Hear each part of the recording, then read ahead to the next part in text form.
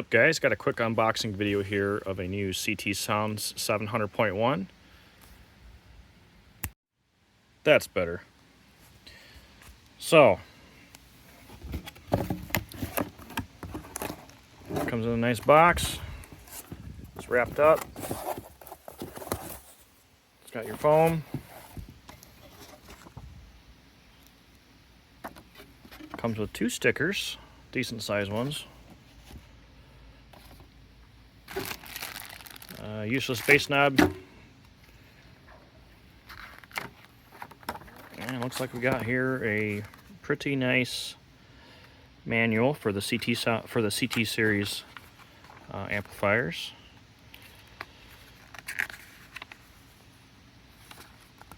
Yeah, not too shabby. And this is got some heft to it. It's probably more than 5 pounds. CT Sounds, the CT 700.1. It does have Phillips screws. I'd rather have Allen's, but this is kind of nice because you do get to put everything in with a number 2 Phillips.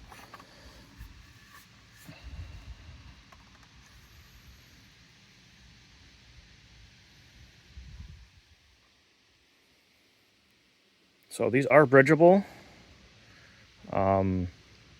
There's no master or slave, but you can bridge in and out with the single RCA. And then the one art, I guess the one, or if this was like your master amp, getting your signal, if you bridge out, you would have the other amp. I don't think you have to mess with any of the settings on there. I'm not 100% sure on this. I've never had an amplifier that didn't have a bridgeable capability without master and slave.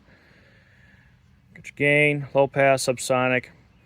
The thing I like about this one, because everyone seems to think you don't need bass boost, which they are wrong. Sometimes bass boost can be helpful in certain applications. I'll make another video later. This one has an adjustable frequency for the bass boost itself from 30 to 80 hertz instead of like a preset. Most amplifiers have like a preset bass boost frequency around like 45 hertz, which is okay if you want to boost 45 hertz. I don't know who really does. A lot of times you're lacking on the low end and stuff, so.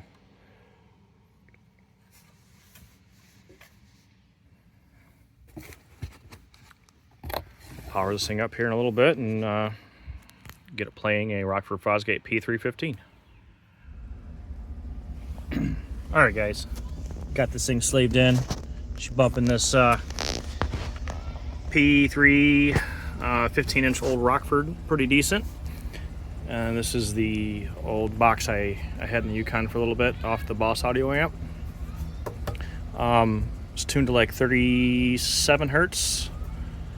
I think it's like almost 13 or 14 square inches of port per cube. Kind of high up there. That's why the tuning is a little high, because the ports can only be so long unless I curve them inside the box. We're gonna show you kind of what I got set up as of now. Just doing some. I did tune the gain a tiny bit just below the red light on the DD1. Oops, off. And then kind of hard to do it while recording, but it's been done. So the gain, the radio is set to 0 for the subwoofer. Gain's turned, I don't know, very little. I got the low pass set to maybe 60. It's kind of where it kind of fell off when I was doing some frequency sweeps. And I got the subsonic set to about 32, because anything else below that, the woofer stops moving. Seemed like it was kind of getting hot when I was really trying to push it. And then it's doing a lot of port noise. And then below that it starts moving again. Doesn't really make any bass because the tuning's pretty high. And then for the frequency, I left it around 30 hertz or like 32. I don't know, kind of hard to tell. I just turned it just off of, all the way to the left. And then for the bass boost, I gave it like a dB or 2 to help with the like 35 hertz range. This is where it really starts to, you can hear it kind of die off. And it really picks back up after 40. So now it seems like it kind of It does hit down to like 35, a little bit better. But after I gave a little bit of bass boost, I ended up turning the gain when I did my frequency sweep around 35 hertz to get the red light again on this. I backed the gain down just a little bit. This client doesn't necessarily need all the bass in the world, so I just wanted more of a flat frequency response between like around 35 to 50 plus hertz, because he likes his metal and stuff like that. Get you guys a short little demo of this thing flexing on the CT Sounds 700.1, and it is wired to 2 ohms. So this is a 1 ohm stable amp, so I think it's around 300 to 400 watts we're getting out of this little guy, if we're lucky. Definitely a lot more powerful than the Boss Audio amp. All right, guys, bear with me.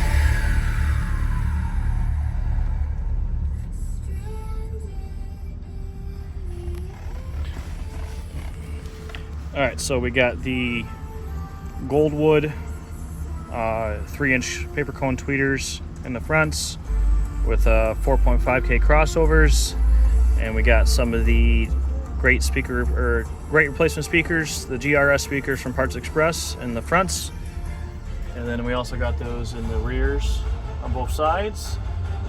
And this is on stock Pioneer Power. Giving a demo of that little CT Sounds amp pushing this Rockford.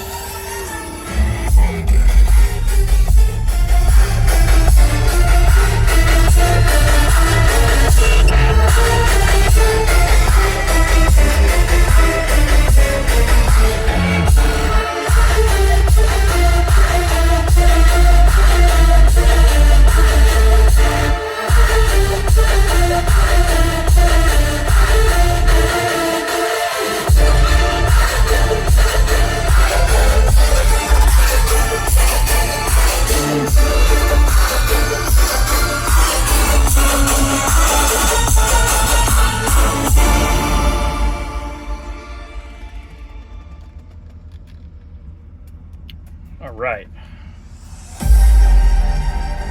so this is sounding pretty good. Definitely probably needs a 4-channel amp to really get these. I'll talk to him, see if he wants to upgrade in the future, get these speakers bumping. Other than that, after finicking with this amplifier a couple times, I realized that like most music is not even close to distortion compared to putting like on the frequency, the tone generator. It's a lot more aggressive. So I ended up cranking the gain up a little bit more, and then kind of measuring it with the SMDD1. I know this thing gets a lot of hate, but I like to use it if I can't quite get it by ear. And the sub's not getting warm at all. It's not getting warm at all. I'm playing it. This is an old sub too. So yeah, some sounding pretty good.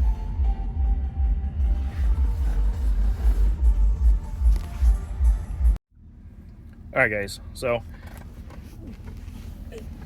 that was a quick little demo. Some copyright-free music on the Rockford P3 powered by the CT Sounds 700.1 at 2 ohms. Everything's doing pretty good. It's just I took the amp now. We've played several songs. Warm enough to know that it's on, but and I gotta bolt this thing down to the floor again, so it's not gonna be moving around. Did all the wire harness and stuff a long time ago.